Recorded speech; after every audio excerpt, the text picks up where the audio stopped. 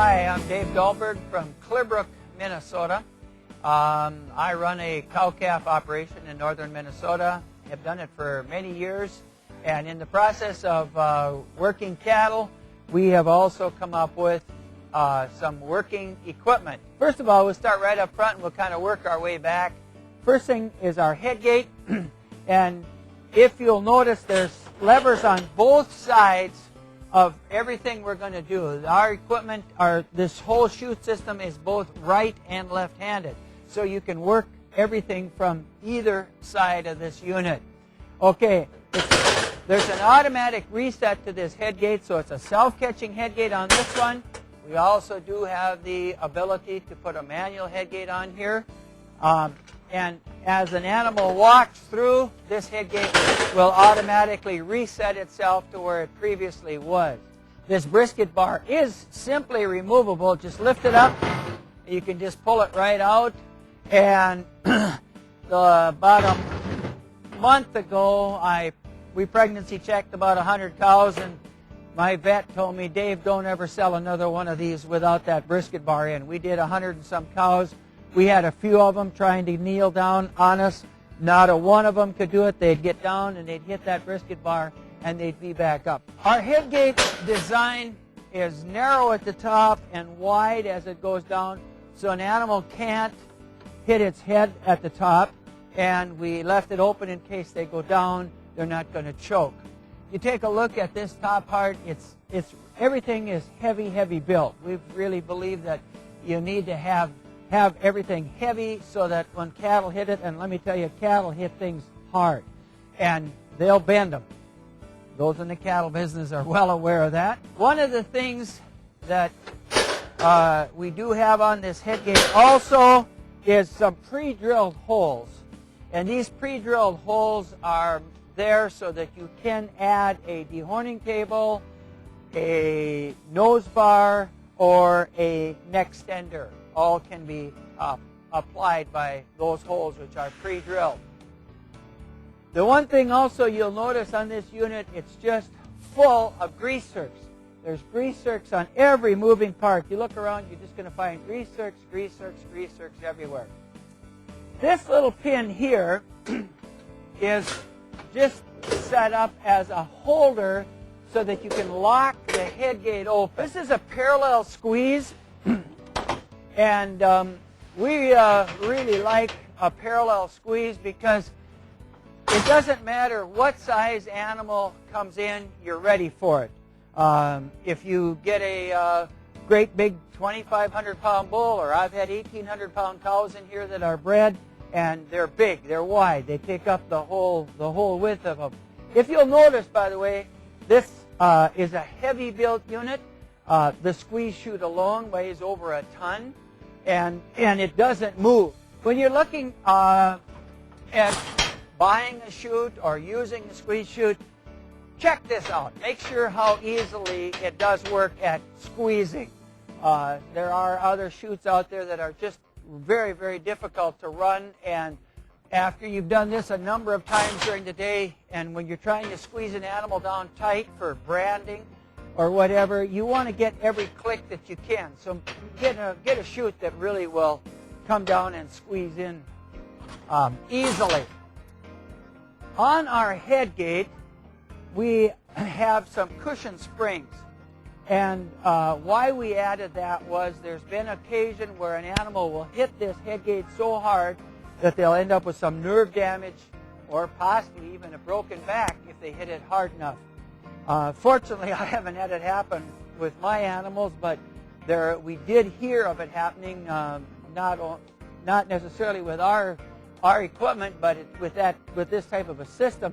So we put cushion springs on here. So this head gate is free to move just and rock as it gets hit by an animal. There is a cushion to it for a cushion spring. One of the things about this squeeze is that we do have notches and adjustments where that you can move this to a different position.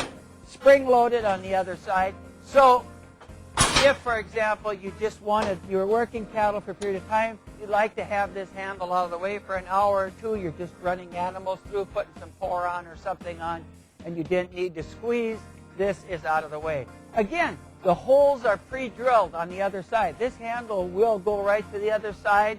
Like I said earlier, right and left-handed, this unit will work either side. Neck shot doors are on both sides, and these neck shot doors are some of the widest in the industry, and we like that because it's so easy to bend a needle or get hurt if you have just a small area to be getting your arm in. I actually will do a sub-Q shot, and I'll get both hands in here, where I'll lift the skin up, pent it, get a needle in, and I've got room enough for both hands in there. We tried to make everything on this work simply, make it strong, make it durable, but make it easy to use. And one of the things we have is a slam shut door here.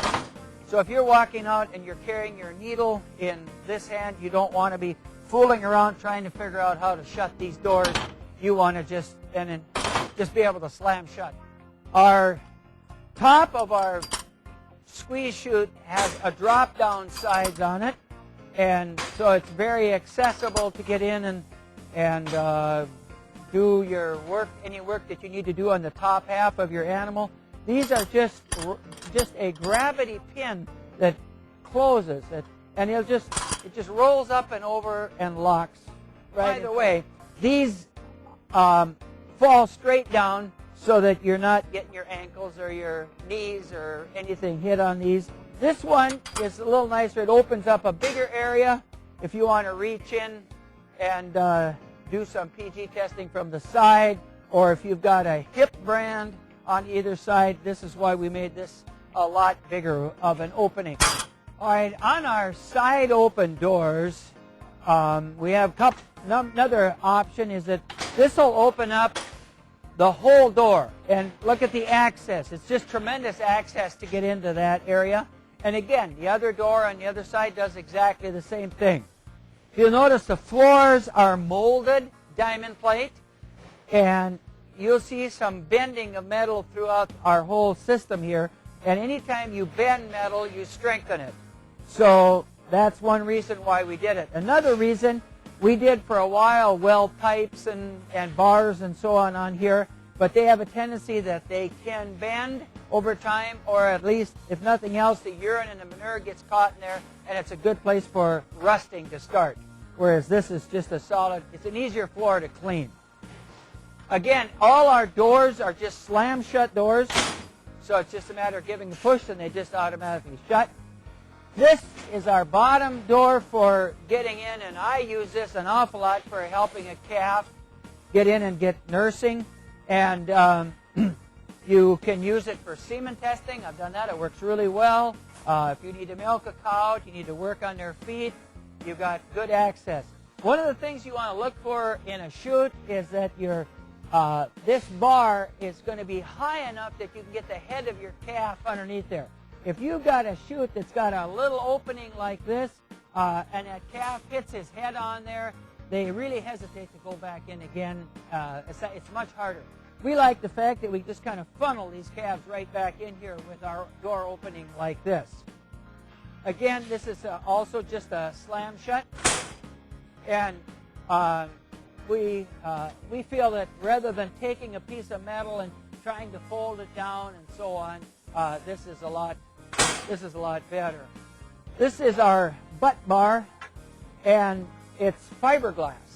So we have it very lightweight, and it was at a time in the past we would put a post or a pipe or something in behind a block in our alleyway or our chute, and then we try to get the animal to move up. We take it out.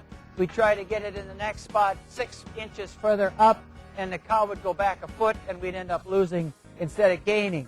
This way, we don't have to take this out. You can just leave it in, and it'll just ratchet right on up, and away you go, getting them worked right up into the head.